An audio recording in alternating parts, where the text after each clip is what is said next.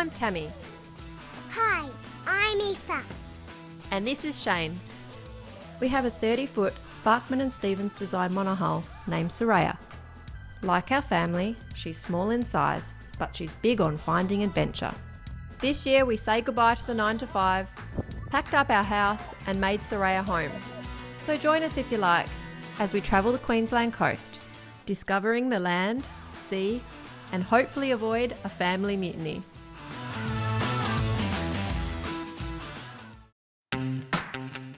In this video we leave the beautiful Great Keppel Island to restock in the town of Yeppoon. And then for the first time test our self-survival skills as we make our 400-kilometre journey to Mackay and travel through our longest stretch of uninhabited coastline, where we find some areas so removed from civilization it's often used by the Australian military as a live firing training area. So we're sailing to Keppel Bay Marina now, which is in Yeppoon, to provision. Pretty nice morning, 9 knots of breeze I think, so yeah, 9 knots. And we have cut through between Middle Island and Great Keppel. So Middle Island's here and Great Keppel's just here. Alright, I think we're ready to hoist the spinnaker. Let's do it! There she is!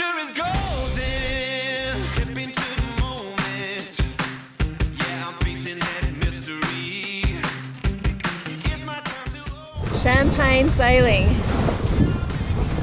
Well, too early for champagne for me, but champagne sailing conditions for sure.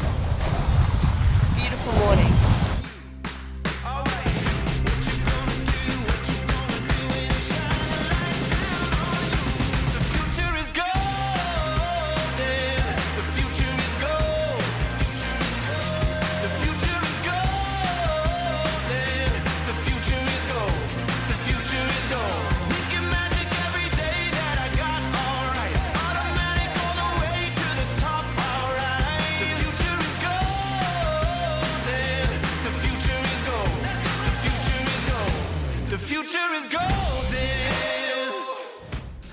After tying up and provisioning, we couldn't help but explore just a little of the town of Yeppoon.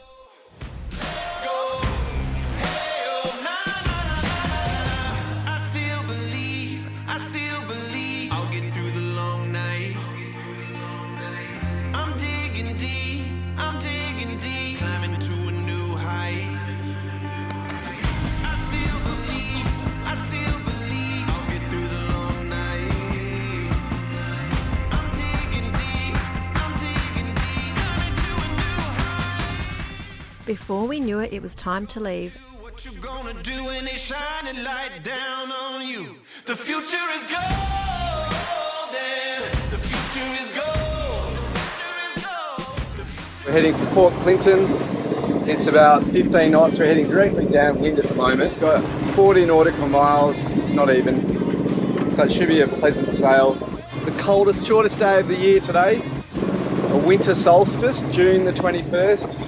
So every day from here on in should get longer and warmer, please God. Don't like winter. The winds picked up and our passage became a little bit more exciting.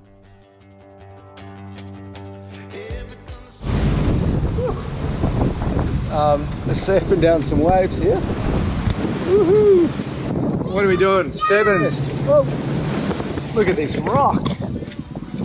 Bit of swell around here. Oh. You don't want to lose your rudder now. So this is Port Clinton. Sometimes it's used as an army training area, but today it's not, so we're able to anchor here. Perfect natural harbour. Port Clinton is part of a 4,500 square kilometre training area that's been under the ownership of the Australian Defence Force since 1966. They often carry out military exercises here, and sometimes with other nations such as Singapore and the USA.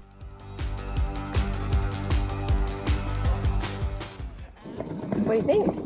It's nice, hopefully they get a bit more on. By mozzies or by crocodiles? We might have to be a little bit careful. So we reached the Tropic of Capricorn and Well, we've passed Gladstone, which means there's crocodiles in the creeks and rivers around here. So this is our first anchorage really where we're a little concerned about crocs. So unfortunately we can't blow up our little tender. Well, we can, but it's pretty small and we're not brave enough. So today we're staying on the boat, but Shane's really convinced he's going to go crocodile hunting. So here we go. Crocodile hunting, Shane Levy style, by drone.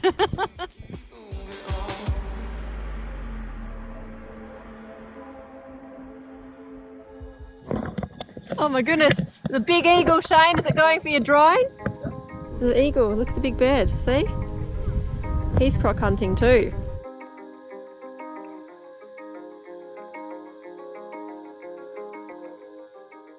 We didn't spot any crocs, but we did find out we couldn't have got far off the boat anyway, as 100 metres from the shore was a restricted area for live fire training by the military.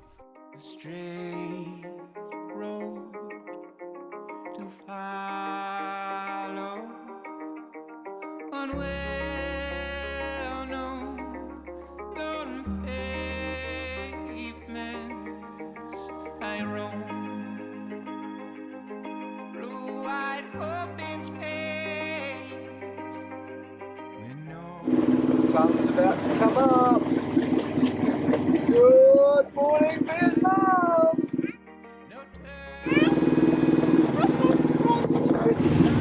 The bunya pine tree, the bunya Christmas tree. I'm still out here and I'm still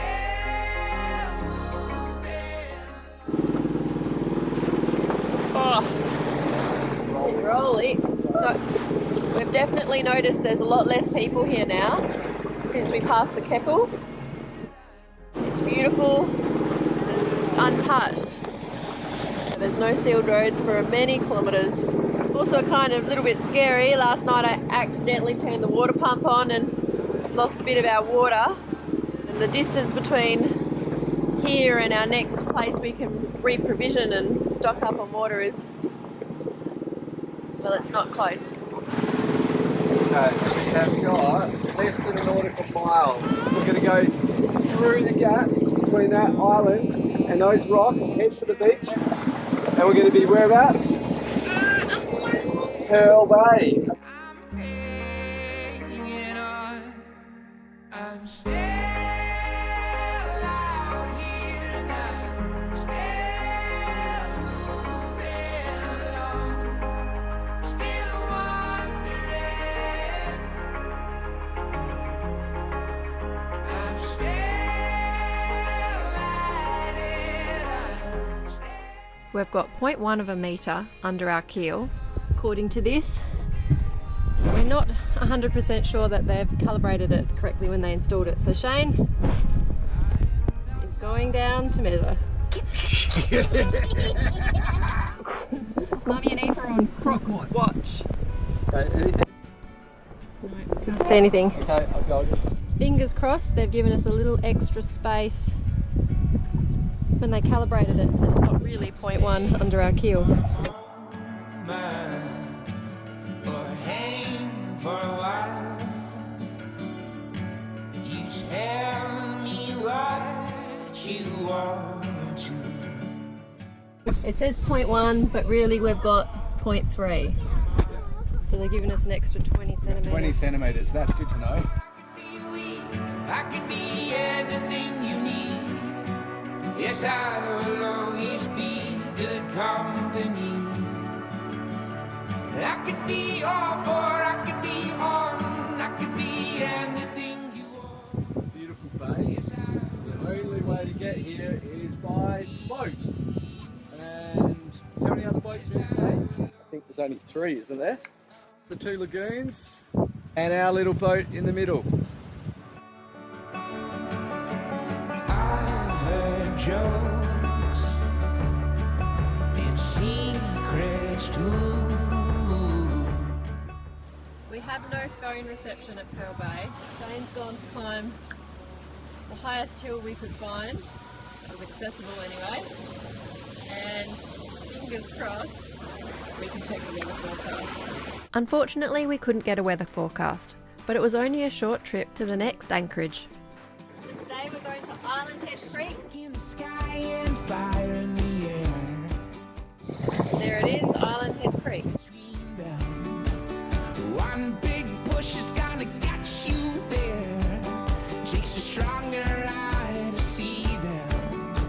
And when you see it in front of you, in a silhouette up ahead. Racing some catamarans today. Broke one of our sail lugs. Supposed to look like this. And it's snapped across here. You can see it's broken here. And that sail lug fits into the mast track. And the fluff of the sail goes up this track. So without that, the sail won't be attached to the mast. So luckily for us, we have some spare sail lugs. We have some spare webbing, and we've got some spare whipping twine. You just hit me on the telephone. Call me in on the I'm in you. I got everything you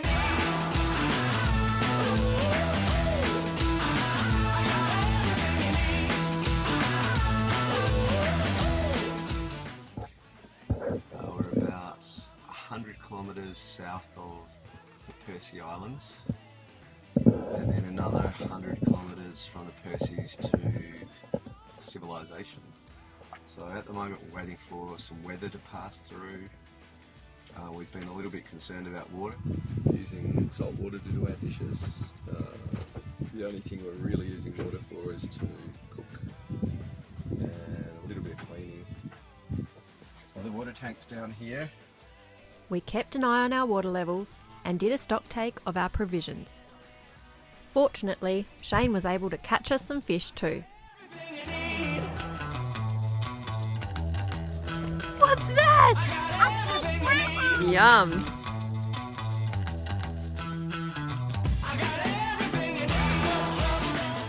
This is what you call an early start.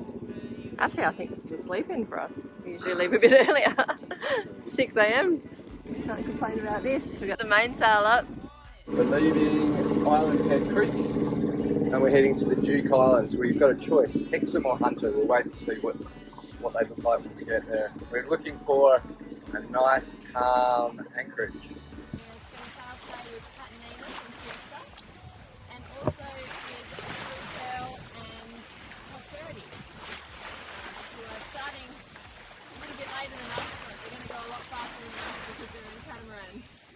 So the two little boats are getting a head start. It's not a race, but it's kind of a race. It's always a race, according to Shane. Everything feels so much better than it did before. Jumping off now, I know this is living. Taking no time. We opted for the protection of the Hunter Island anchorage. I just didn't let it show, but it turns out all along I was already ready to go.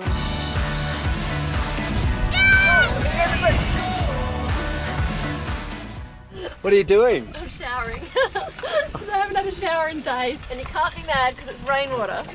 Shane Levy and fishing. This is not the one that got away. Is it a bit better? A little bit better.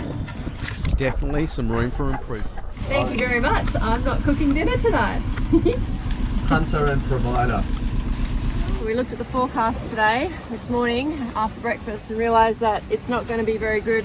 In fact, it's going to get worse over the next couple of days. So we're heading to Curlew today to try and get there before the weather turns worse tomorrow, and then sail to Mackay. Though the conditions weren't ideal, it was peace of mind to know we were travelling in company. Not the best conditions. It would be better if we could reef a little bit. It's 20 knots, so let's reef this heady a little bit.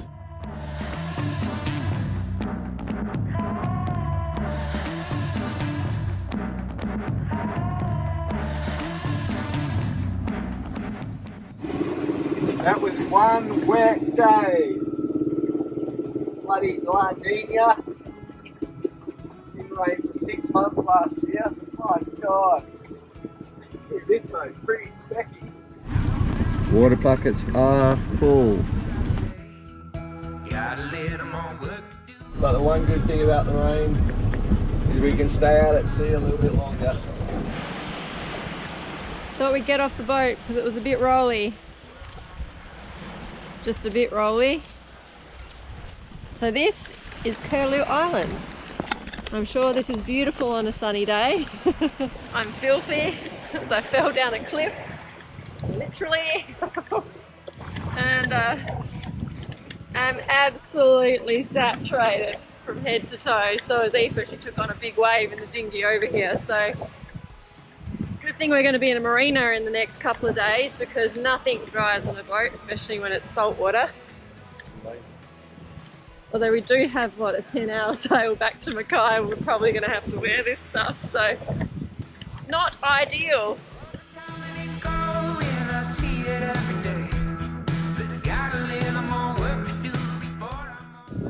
How is this for a sunset? It has been raining for days. I'm walking over a soaking wet deck. Finally, the sky has cleared. Curlew Bay, and there she goes. Next time we see her, we'll be heading towards Mackay.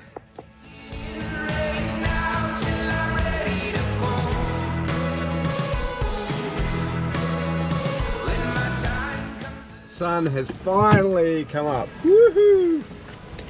And look at that, all the boats chasing us again. Raya once again had an early morning head start. Called handicap, Tammy. We are the smallest boat in the fleet.